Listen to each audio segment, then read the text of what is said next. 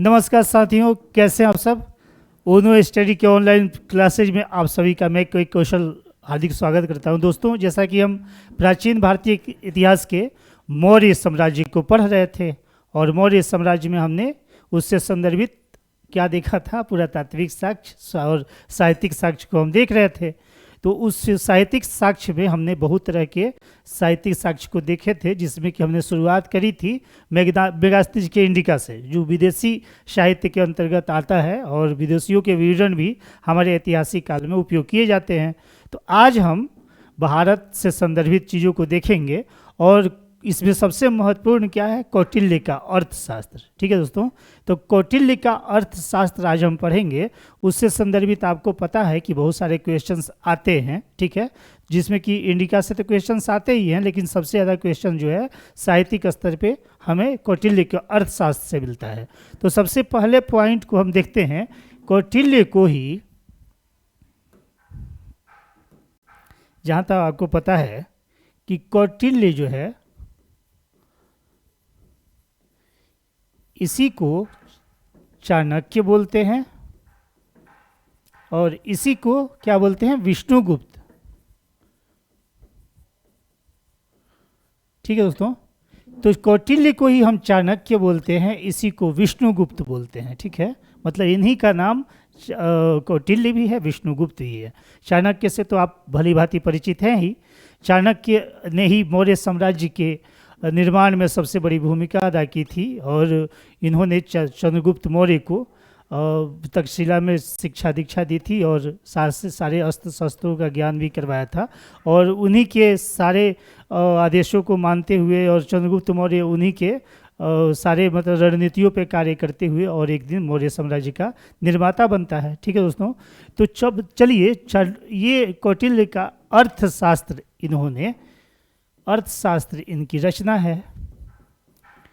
अब हम देखते हैं कि अर्थशास्त्र से पहले आप ये जान लें कि कौटिल्य का ही नाम चाणक्य है, उसी का नाम विष्णुगुप्त है। इसके लिए हमारे पास सोर्स के रूप में देखेंगे तो काव्यांतक की रचना है नीतिसार, उसमें ये तीनों नाम मिलते हैं। ठीक है दोस्तों, तो ये जो है ये फैक्ट्स है, तो इसको आप देख लेंगे। ठीक, अब चलिए हम देखते हैं अर्थशास्त्र के बारे में। तो सबसे पहला चीज़ यही पढ़ें आप कि अर्थशास्त्र जो है वो कैसी पुस्तक है। ठीक है, तो मुख्यतः जो है ये राजनीति और लोक प्रशासन पे लिखी हुई पुस्तक है। अर्थशास्त्र क्या है, तो राजनीति, उस समय की जो राजनीति थी, तो मतलब राजनीतिक विषयक है ये, और लोक प्रशासन पर से संदर्भित जो है ये पहली प्रामाणिक पुस्तक है। तो जो हम उपयोग करते हैं आज भी, आप देखते हैं चाणक्य नीति से बहुत सारी चीज़ें जो हैं आज की आधुनिक राजनीति में भी ये चीज़ें उपयोग में लाई जाती हैं। तो समझिए कितने उस समय विकासशील उनका मतलब वो रहा होगा, वो जो विकासशील सोच जो उनकी थी, वो चीज़ें जो है आज तक उसकी प्रासंगिकता बनी हुई है। ठीक है दोस्तों, तो ये चाणक्य जो है जिन्होंने मतलब रचित इनकी जो कौटिल्य अर्थशास्त्र है, तो ये क्या है इसमें, तो राजनीति और लोक प्रशासन से संदर्भित ये क्या है कि पहली प्रामाणिक ये ग्रंथ है या पुस्तक है। ठीक है दोस्तों, अब चलिए हम ये देखते हैं कि चाणक्य चूँकि तक्षशिला में, आपको पता ही है तक्षशिला का सारा कार्यभार यही संभालते थे, उसके आचार्य यही थे। ठीक है, तो ये चाणक्य को पुराणों में क्या कहा गया है, तो द्विजर्षभ कहा गया है। ठीक है, ये भी क्वेश्चंस बनता है कि द्विजर्षभ कहा गया है चाणक्य को, यही तक्षशिला के प्रमुख थे, यही आचार्य थे, तो ये द्विजर्षभ कहा गया है पुराणों में इनको। इस मतलब क्या हुआ, श्रेष्ठ ब्राह्मण, तो श्रेष्ठ ब्राह्मण की संज्ञा इनको दी गई है और उसके लिए यूज किया गया है, क्या किया गया है दोस्तों शब्द में, तो द्विजर्षभ। ठीक है, अब चलिए इनका गोत्र जो था वो कुटिल गोत्र के थे। ये जो चाणक्य थे वो किस गोत्र के थे, तो कुटिल गोत्र के थे। ठीक है, अब देखिएगा तो अर्थशास्त्र में मौर्य साम्राज्य के किसी भी शासक का नाम नहीं है। ठीक है, न मौर्य साम्राज्य के किसी शासक का उल्लेख है और न उससे संदर्भित किसी तिथि का उल्लेख आपको मिलेगा। आपको भी पता है कि सिकंदर के आक्रमण के बाद में ही हमें तिथियों का ज्ञान मिल पाता है। ठीक है, ऐसे तो सारे हम जो भी तिथियां निकाले उसका आधार हमने C14 तकनीक रखा, उससे संदर्भित हमने जो है पुरातात्विक सोर्स के आधार पर हमने उससे निकाले, लेकिन जब क्रमिक इतिहास लेखन की शुरुआत होती है, जैसा कि हमने पिछले क्लास में पढ़ा था, तो सिकंदर के आक्रमण के साथ ही उसमें चूंकि उसके अभिलेखों में, वो साहित्यिक अभिलेखों में जो है तिथियों की चर्चा है, तो उससे आधार पे हम जो है क्रमिक इतिहास लेखन का वर्णन पाते हैं। ठीक है दोस्तों, तो ये जो है मौर्य वंश के किसी शासक का उल्लेख है नहीं है, न उसकी से संदर्भित तिथियों का उल्लेख है, किसमें, अर्थशास्त्र में। ठीक है, अब चलिए दोस्तों, ये क्वेश्चन बहुत महत्वपूर्ण है। अधिकरण कितने हैं, प्रकरण कितने हैं, इसमें भाग कितने हैं, उपभाग कितने। तो देखिए प्रकरण, ये क्वेश्चन आया हुआ है, कई बार आया हुआ है, तो आप देखिएगा तो 15 अधिकरण हैं इसमें। ठीक है, क्या कितने हैं, 15 अधिकरण हैं।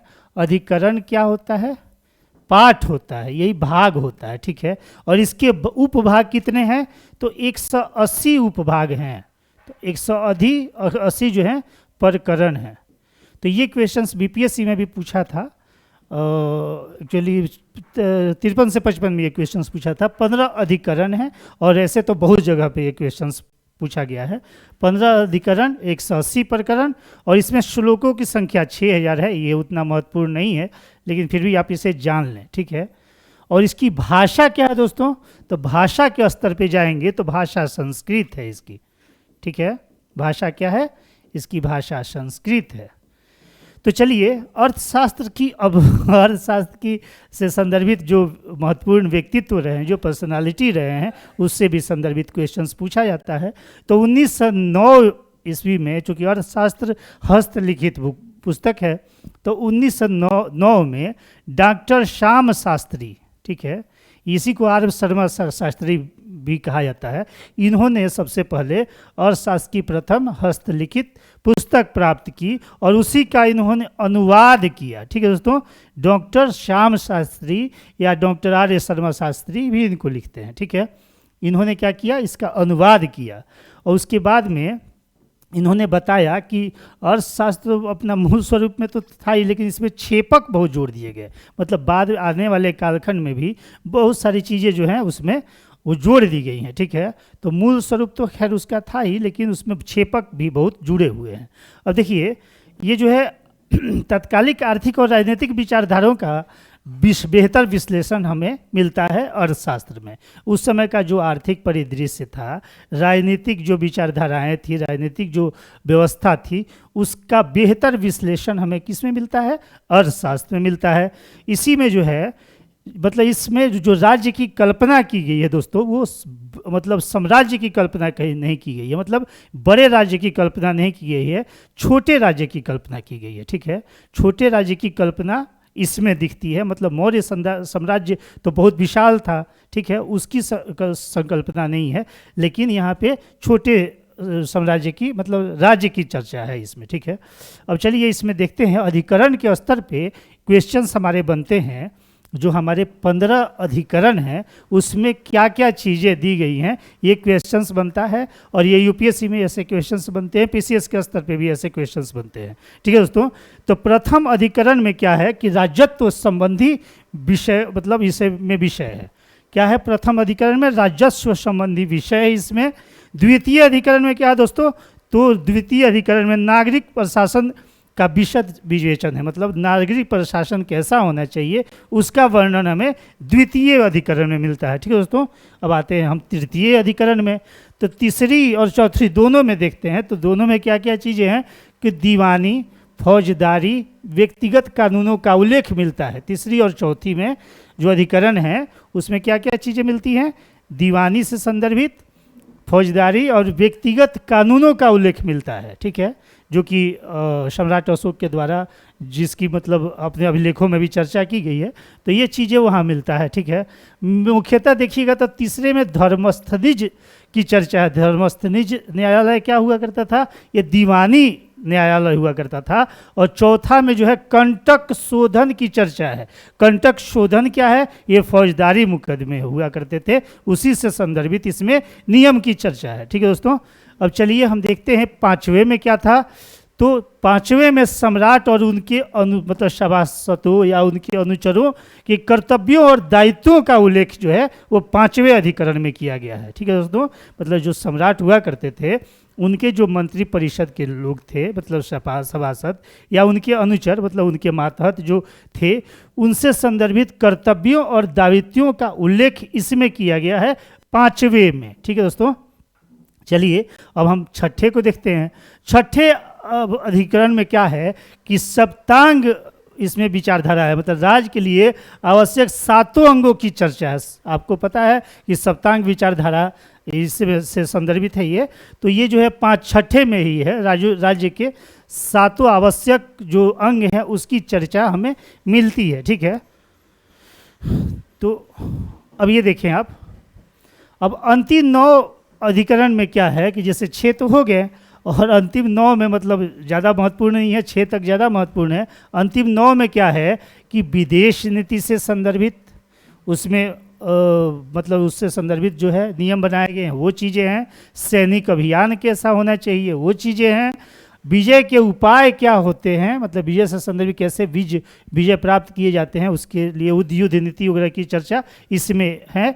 युद्ध और संधि के अवसर पर और मतलब युद्ध और संधि से संदर्भित विषय इसमें जो है आपको वो मिलेंगे, नियम मिलेंगे। शत्रु देश में लोकप्रियता प्राप्त करने आदि से विविध विषयों का उल्लेख मिलता है, मतलब शत्रु देश में आप कैसे लोकप्रिय हो सकते हैं उससे भी संदर्भित चीज़ें आपको अंतिम मतलब जो 9 बच गए हैं उसमें अधिकरण उसमें मिलते हैं। ठीक है, तो आपने क्या जाना, ये 15 अधिकरण है, 180 प्रकरण है।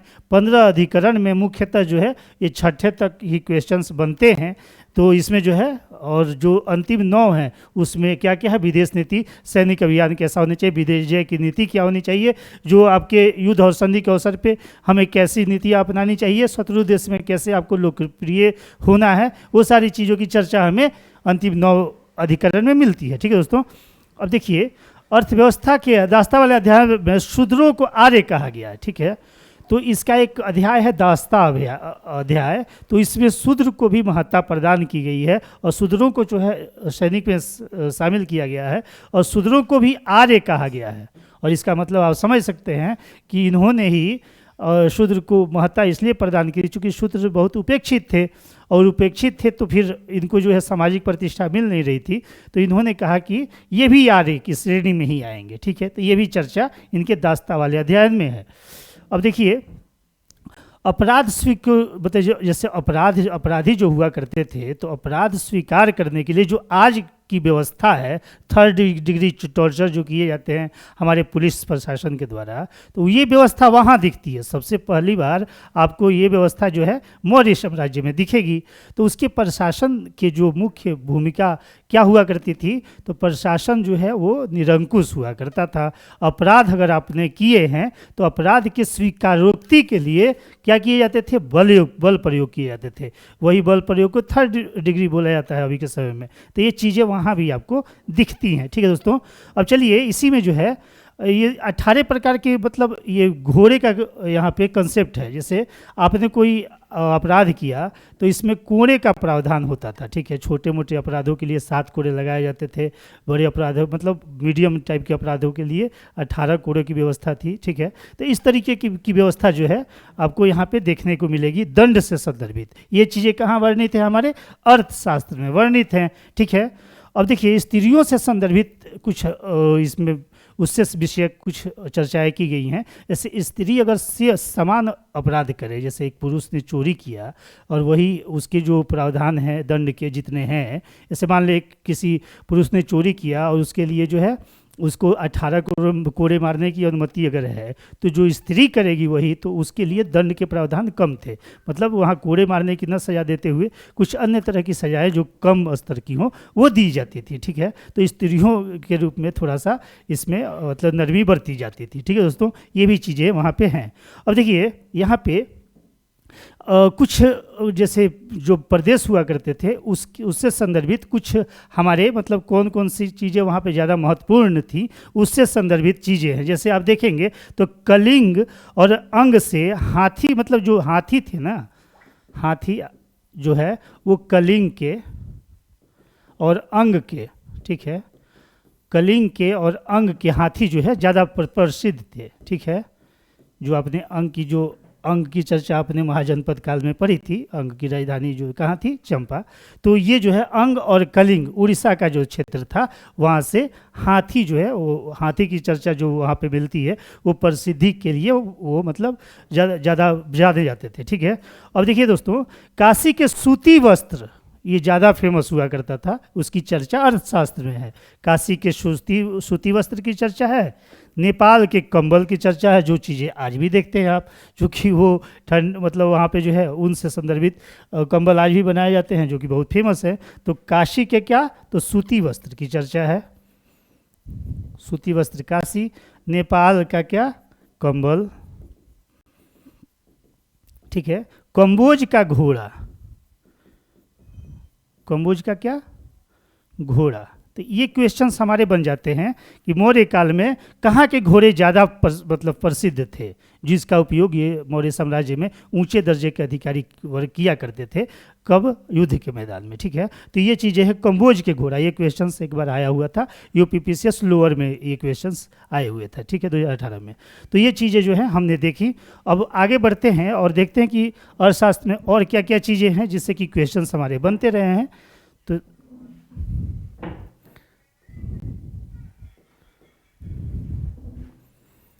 एक मिनट, हाँ चलिए, अब देखिए इसमें भी देखेंगे तो 4 वर्ण जैसे हुआ करते थे इस समय, अभी जातियों की चर्चा आई नहीं है ना। तो 4 जो वर्ण थे हमारे, तो उसमें आपको पता है कि जो ऋग्वेद के अंतिम कालखंड में, मतलब जैसे वैदिक काल के उत्तर वैदिक काल में जो 10वां जो मंडल हुआ करता था, जो जिसमें पुरुष सूक्त की चर्चा है, उसमें हमें वर्ण से संदर्भित चर्चा मिलता है। तो वर्ण क्या, तो 4 वर्ण जो हमने पुरुष सूक्त में दिखाए थे, उसमें सबसे ज़्यादा महत्वपूर्ण वहाँ भी हुआ करता था ब्राह्मण ही। हालांकि उत्तर वैदिक काल में आते हैं तो क्षत्रियों की सर्वोच्चता वहाँ पर स्थापित होने लगती है, लेकिन यहाँ पे जो अर्थशास्त्र है, इसमें क्या है, ब्राह्मणों की स्थिति जो है वो उसको सर्वोच्चता प्रदान की गई है, ठीक है। इसका कारण आप ये भी समझ सकते हैं कि इसमें जो है चूँकि चाणक्य की ये रचना है, तो उन्होंने मतलब ये जो है इनको सर्वोच्चता प्रदान की होगी। लेकिन जो भी हो, आप ये जानें कि ब्राह्मणों को सम्मान दिया गया है, उनको सर्वोच्चता सर्वोत्कृष्टता दी गई है, ठीक है। अब देखिए आप, नगर के उत्तरी भाग में देवता तथा ब्राह्मण के लिए सुरक्षित रखने का प्रावधान किया गया है। नगर का जो उत्तरी भाग है, उसमें कौन कौन लोग रहा करते थे, तो उसमें जो है ये कहा करते थे कि वहाँ देवता रहते हैं और ब्राह्मण रहते हैं। तो मतलब ब्राह्मणों की जो तुलना इन्होंने की वो देवता से की, एक तरह से आप यही समझ रहे हैं ना। जैसे देवता के अदृश्य भाग हैं, अदृश्य शक्तियों को देवता कहा जाता है, लेकिन उनसे साम्यता जो है ब्राह्मणों की लगाई गई है। तो उत्तरी भाग में कौन रहते हैं, ब्राह्मण रहते हैं। मुख्यतः तो यही हुआ कि उत्तरी भाग में कौन रहते हैं, ब्राह्मण रहते हैं। अब देखिए आप, वानप्रस्थ के अतिरिक्त जो वानप्रस्थ जीवन जो हमने पढ़ा था आश्रम से संदर्भित, तो वानप्रस्थ के अतिरिक्त अन्य प्रकार के प्रवजितों को ग्रामीण क्षेत्र में बसने की अनुमति नहीं थी, ठीक है। तो देखिए हुआ क्या कि जो प्रवजित थे, जो बाहर से आते थे, ठीक है, तो उसमें एक ही वर्ग था वानप्रस्थ का, ठीक है। तो इनको ही एक अनुमति थी, और क्या है कि दूसरे को जो प्रवृत्त जिस क्षेत्र से अन्य लोग जो आते थे, उनको ग्रामीण क्षेत्रों में बसने की अनुमति नहीं थी। ये चीज़ें आज भी आप देख सकते हैं। आज का भी जो हमारा ग्रामीण परिवेश है, जो ग्रामीण समाज है, उसमें बाहरी किसी को बसने की अनुमति आज भी नहीं दी जाती है। जैसे कोई, अगर आप छोटा सा उदाहरण देख ले, जैसे होता क्या है कि ऐसे तो कोई बाहर से आगे बस नहीं सकता, शहर में ये प्रवृत्ति पाई जाती है। एक शहर में, जैसे कोई भी, जैसे दिल्ली का ही शहर है, इसमें मतलब हिंदुस्तान के सभी क्षेत्रों के लोग यहाँ पे आके बस सकते हैं, बसे हुए हैं, ठीक है। वो अपना ज़मीन खरीद सकते हैं, यहाँ पे रह सकते हैं, एक सामाजिक कल्चर का यहाँ पे निर्माण होता है। लेकिन दोस्तों, आप आज भी ग्रामीण, ये चीज़ें आप समझ भी सकते हैं, ग्रामीण क्षेत्रों में आज भी बाहरी कोई आके ज़मीन खरीद के और वहाँ पर रहने की घटनाएँ आपने कभी सुनी नहीं होंगी। ये चीज़ें खैर हम लोगों ने भी नहीं देखी है। तो ये चीज़ें वहाँ पे भी दिखती हैं, ठीक है। अब चलिए, इसमें 3 प्रकार के बीजों का उल्लेख है, ठीक है दोस्तों। कितने प्रकार के बीजों का उल्लेख है, 3 प्रकार के बीजों का उल्लेख हमें अर्थशास्त्र में दिखता है। जैसे एक है धर्म विजय, ठीक है, अब धर्म विजय क्या हुआ मतलब क्या हुआ करता था, जैसे आपने किसी राज्य को जीता, उससे क्या किया कि आपने जुर्माना, उसके शासक से जुर्माना वसूल लिया, उपहार वसूल, वही मतलब जुर्माना वसूल लिया और उसको उसी तरह से रहने दिया। ठीक है, मतलब आपका आधिपत्य उस पर तो कायम रहेगा। ये चीज़ें आप मुग़ल काल में भी देखते हैं, ये चीज़ें आप सल्तनत काल में भी देखेंगे। मुग़ल काल में ये चीज़ें जो हैं आप सबसे ज़्यादा कहाँ देखेंगे, ये अकबर में देखेंगे। ठीक है, अकबर क्या करता है, जो राजपूतों का साम्राज्य हुआ करता था उसमें क्या है, यही व्यवस्था थी। ठीक है, आप हमारे आधिपत्य में रहेंगे लेकिन आप स्वतंत्र हैं। ठीक है, तो ये चीज़ें जो हैं ये यहीं पे ये दिखती हैं। यही तो मैंने कहा शुरुआत में ही कि जो व्यवस्थाएं आज भी हैं राजनीति में, चाणक्य के अर्थशास्त्र का उपयोग किया जाता है तो ये अर्थशास्त्र, लेकिन इसके विषय क्या हैं, तो इसके विषय क्या है, लोक प्रशासन और राजनीति शास्त्र। तो राजनीति शास्त्र की ये बुक है दोस्तों। एक क्वेश्चन आया करता है बराबर, यही क्वेश्चन जो हमने 2 बार इसकी चर्चा की है कि अर्थशास्त्र किस पे आधारित बुक्स है, मतलब ग्रंथ है, तो उसमें आर्थिक भी व्यवस्था देते हैं ये। ठीक है, मतलब आर्थिक, सामाजिक, राजनीतिक और सांस्कृतिक। ठीक है, तो उसमें सिर्फ और सिर्फ राजनीतिक विषय होगा। ठीक है, अगर राजनीति की जगह पे वो लोक प्रशासन भी देते हैं तो लोक प्रशासन होगा, लेकिन यहाँ पे बच्चे क्या कंफ्यूज करके और आर्थिक मारते हैं, तो ये कभी नहीं करना है। ठीक है, ये याद रखेंगे आप।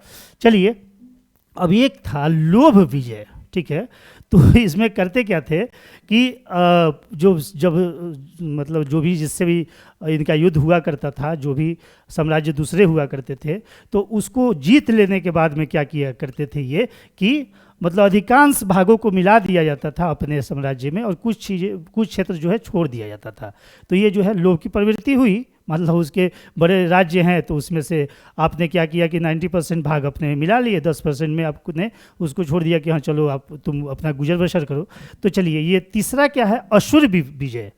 असुर विजय की संकल्पना क्या है दोस्तों, कि असुर विजय जैसे आपने किसी राज्य पे आक्रमण किया और उस राज्य में क्या है कि बहुत ही आर्थिक संपन्नता है, उसकी जो है बहुत ही ज़मीन उपजाऊ भूमि है वहाँ पे, तो वो सारी चीज़ें जो हैं वो मतलब हर एक साम्राज्य को चाहिए होता है अपने साम्राज्य के आर्थिक संपन्नता के लिए। ये चीज़ें आप कलिंग में देखेंगे, जब कलिंग से युद्ध होता है सम्राट अशोक का, तो कलिंग के पूरे तरीके से उतनी खून खराबा होने के बावजूद भी कलिंग को अपने में मिला लिया जाता है। तो उसके भी आर्थिक कारण थे, आर्थिक संपन्नता थी वहाँ पे। अभी हमने पढ़ा उड़ीसा से संदर्भित हमें हाथियों के जो मतलब वहाँ के हाथी काफ़ी फेमस हुआ करते थे, जिसका उपयोग ये किया करते थे। वहाँ पे ज़मीन जो है काफ़ी उपजाऊ हुआ करते थे। तो वो सारी चीज़ें हम आगे पढ़ेंगे।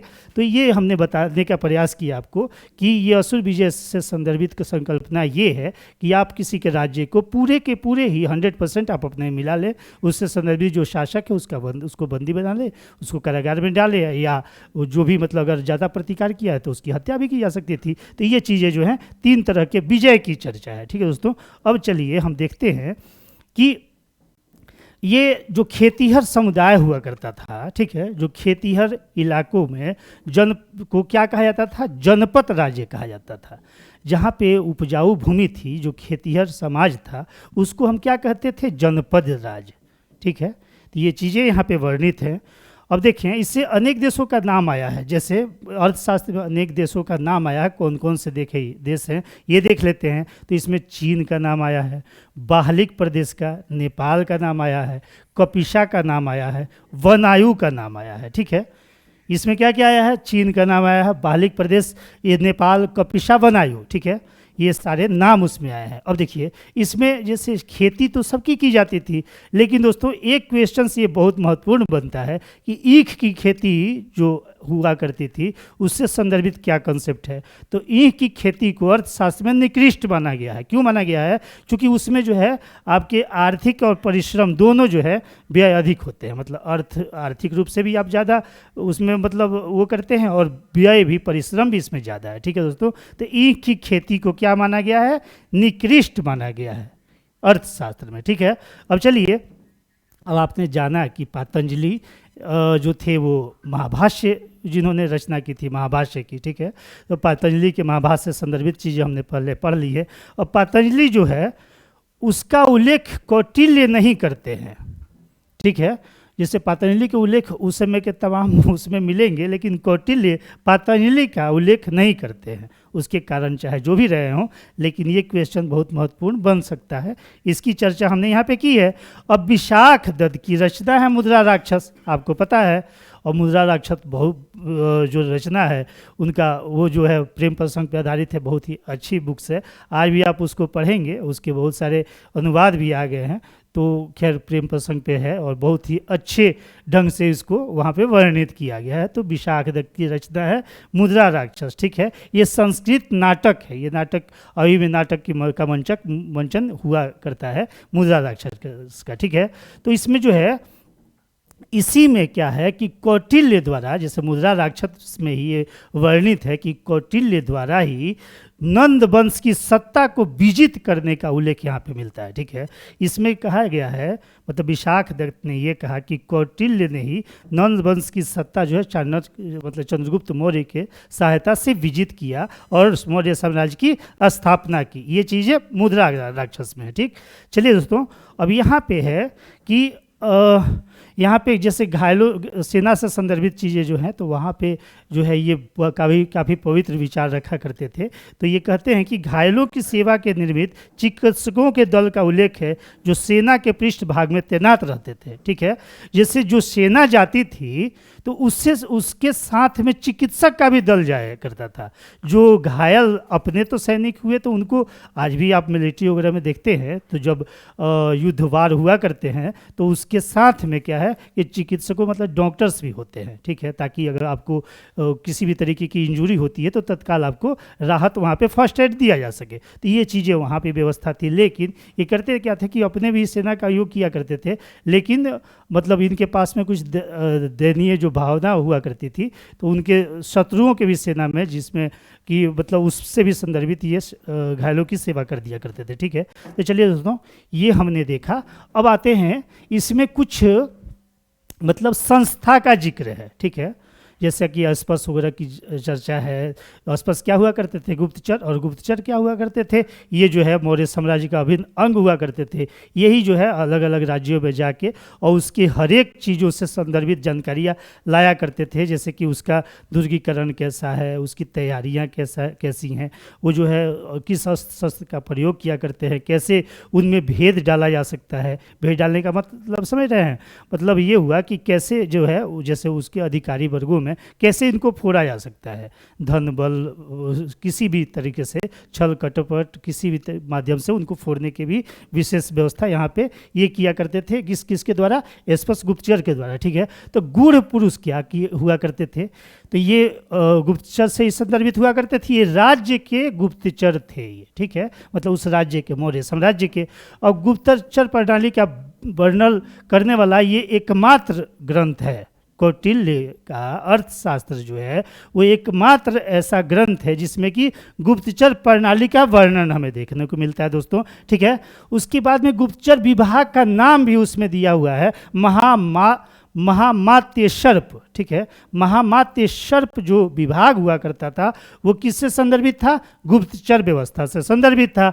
अब चलिए, तीर्थ जो हैं, कितने तीर्थ हैं? तीर्थ क्या होता है? अधिकारीगण होते हैं, ठीक है। अधिकारियों का जो वर्ग होता था उसे तीर्थ कहते थे। जैसे आपने रत्निन की चर्चा पढ़ी थी वैदिक काल में, तो रत्निन वहाँ पे क्या होता था? रत्निन ही अधिकारी हुआ करते थे। तो यहाँ पे क्या शब्द आया? संस्कृत में यहाँ पे शब्द आया तीर्थ। ये 18 तीर्थ हुआ करते थे। अब इसमें देखिए मुख्य तीर्थ हुआ कौन करते थे, ये देखें आप। अब आप देखिएगा, अब ये तीर्थों के बारे में अभी चर्चा हम करेंगे। जैसे स्वामी है, अमात्य है, दुर्ग है, कोश है, ये सारी चीज़ें हैं। लेकिन उसके पहले हम भूराजस्व से संदर्भित व्यवस्था को देख लेते हैं। भूराजस्व कितना हुआ करता था? मतलब इनके जो कौटिल्य के अर्थशास्त्र में जो वर्णित है, 1/6 जो है वो उपज का हिस्सा ये हुआ करता था। क्या? आपके भूराजस्व हुआ करते थे। लेकिन दोस्तों यहीं पे क्वेश्चंस बनता है, और ये क्वेश्चंस जो है अगर बन गया तो बहुत सारे लड़कों के ये क्वेश्चंस गलत होते हैं। तो देखिए, मेगास्थनीज के इंडिका को आपने पढ़ा था पिछले क्लास में, वहाँ पे भूराजस्व कितना था? 1/4 था। और कौटिल्य के अर्थशास्त्र में कितना है? 1/6 है। और यही प्रवृत्ति जो है पूरे प्राचीन काल में यही प्रवृत्ति रही है दोस्तों, 1/6 की। कौटिल्य की अर्थशास्त्र में 1/6 की जो प्रवृत्ति रही है, यही प्रवृत्ति जो है हमें पूरे प्राचीन भारत के इतिहास में देखने को मिलती है।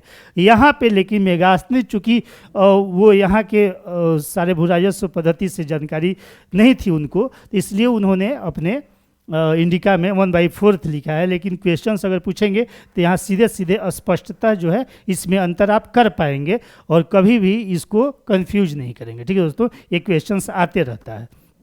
चलिए, तो अब आप देखें, अब शूद्र को अधिकार हमने शुरू में ही बताया था कि शूद्र को यहाँ पहली बार अधिकार दिया गया है अर्थशास्त्र में, और सेना में भी भर्ती किया गया है। ठीक है, और क्यों किया गया है आप देखिएगा। जस्टिन कहता है, एरियन कहता है कि चंद्रगुप्त मौर्य ने 6 लाख सेनाओं के साथ पूरे भारतवर्ष को रौंद डाला। ये चीज़ें हम पढ़ेंगे जब मौर्य काल के राजनीतिक इतिहास को पढ़ेंगे तो ये चीज़ें क्यों आई, ये शूद्रों को जब शामिल किया गया, चूँकि शूद्र वर्ण की उपस्थिति ज़्यादा है अभी भी यहाँ पे, क्या है कि अभी भी आप देखिएगा तो अभी जाति रूप से पूरे तरीके से ये परिणत नहीं हुए हैं। ठीक है, तो शूद्रों के बारे में कहा गया कि सबसे पहली बार इसमें मतलब सेना में भर्ती, ये अर्थशास्त्र बताता है। ठीक है, अब दास प्रथा की जहाँ तक बात करें तो 9 प्रकार के दासों की चर्चा हमें यहाँ पे मिलती है। कितने प्रकार के दास हैं? 9 प्रकार के दास यहाँ पे मिलते हैं हमें। 9 प्रकार, दास का 9 प्रकार है। ठीक है, दास व्यवस्था तो आपको पता ही है, ये वैदिक काल में हुआ करती थी, यहाँ भी ये एग्जिस्ट कर रही है। ठीक है, लेकिन दासों की स्थिति वैसी नहीं है जैसे कि यूरोपीय दासों की थी, तो ये चीज़ें थी, दास की यहाँ पे व्यवस्था है। अब अहिर्तक एक शब्द आता है, दास से संदर्भित एक क्वेश्चन बनता है। इसे 9 तरह के तो दास थे, लेकिन एक क्वेश्चन और बना हुआ था जो उसको मैंने मेंशन किया है। ये अहिर्तक क्या होते थे? अहिर्तक ये अस्थाई दास हुआ करते थे। ठीक है, ये कौन हुआ करते थे? अहिर्तक जो होते थे। अहिर्तक अ से मतलब अस्थाई भी समझ सकते, अहिर्तक अस्थाई दास हुआ करते थे। अब जैसे देखा हमने सप्तांग सिद्धांत की चर्चा हमने पिछले मतलब अभी कुछ देर पहले देखा था कि सप्तांग सिद्धांत जो है इसकी चर्चा है।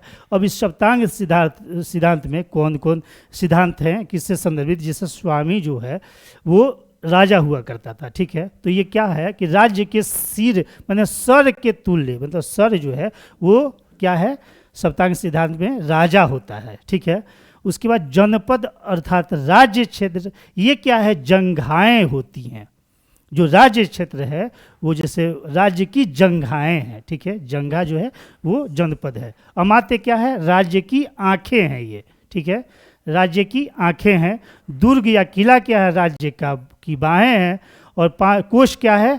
मुख है। कोश क्या है? मुख है। दंड सेना क्या है? मस्तिष्क है। और मित्र क्या है? ये कान है। ठीक है दोस्तों, तो ये सप्तांग सिद्धांत की चर्चा जो हमारे अर्थशास्त्र में है ये यहाँ पे हम पढ़ेंगे। 18 तीर्थों का उल्लेख हम जब चलेंगे राजनीतिक व्यवस्था में वहाँ पे अच्छे ढंग से मतलब पूरे तरीके से देखेंगे। ठीक है दोस्तों, तो ये रही बातें हमारे कौटिल्य के अर्थशास्त्र की। अब जहाँ तक मुझे विश्वास है दोस्तों कि कोई भी क्वेश्चंस कौटिल्य के अर्थशास्त्र से आपसे मिस नहीं होंगे। और इस क्लास का समापन आज हम यही करते हैं। आगे मौर्य साम्राज्य को ही नेक्स्ट क्लास में भी पढ़ेंगे। और ये सारी चीज़ें जानने के लिए पिछला जो भी क्लास हुआ है उससे आप उसके प्लेलिस्ट में है, तो वो चीज़ें देख लें आप, तो बेहतर ढंग से आप इसे समझ पाएंगे। और तब तक के लिए हम आपसे विदा लेना चाहेंगे। Thank you so much.